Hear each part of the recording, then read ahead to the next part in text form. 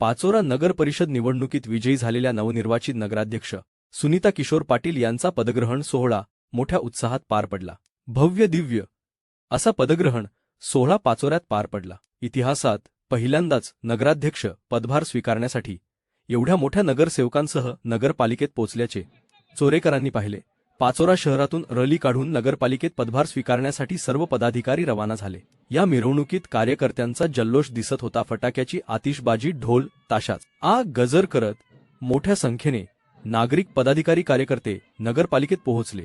नगराध्यक्ष सुनीता किशोर पाटील यांनी नतमस्तक करून कार्यालयात प्रवेश केला। पहा काय म्हणाले नवनिर्वाचित नगराध्यक्ष सुनीता किशोर पाटील। त्याआधी आपले चॅनेल करा सबस्क्राइब।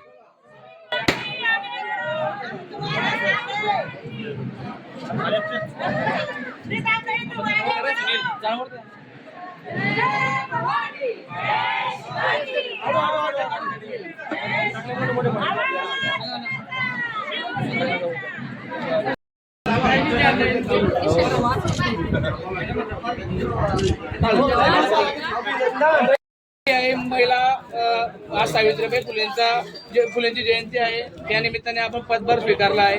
काय सांग?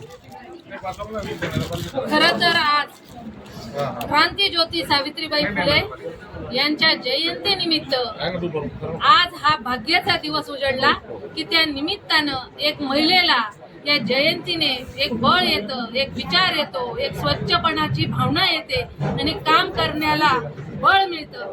हा सगळा विचार ठेवून आज मी हा दिवस निवडला पदग्रहण सोहळ्यासाठी आणि खरंच मनापासून आभार आणि धन्यवाद। ताई, या निवडणुकीमध्ये फक्त पाणीपुरवठा योजनेबाबत विरोधकांच्या माध्यमातून प्रश्न उपस्थित करण्यात आले होते की आपल्या पाचोरा शहराला पाणीपुरवठा मिळत नाही आणि आज आमदारांनी स्वतः सांगितले की आपण येत्या 5 वर्षामध्ये आता नगराध्यक्षांना पाणीवली बाई म्हणून ओळखाल, तर तुम्ही 1 दिवसाआड पाणी देण्याचं आश्वासन पूर्ण करणार का?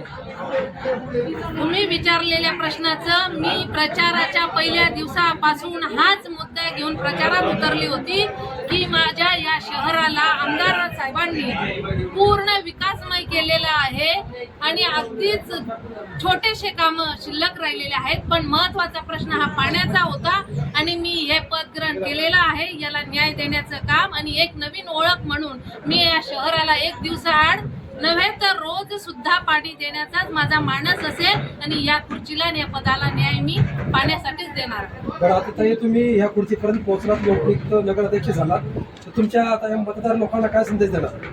मतदार लोकांचे मनापासून आभार, धन्यवाद। या जनतेच्या आशीर्वादाने, त्यांनी दिलेल्या साथमुळे आमच्या पाठीवर त्यांची थाप होती, म्हणून आम्ही हा विजय आजचा घेऊ शकलो, आज ह्या विजयापर्यंत पोहोचू शकलो। त्याच्यामुळे ह्या मायबाप जनतेचे मी मनापासून आभार मानेल, धन्यवाद देईल।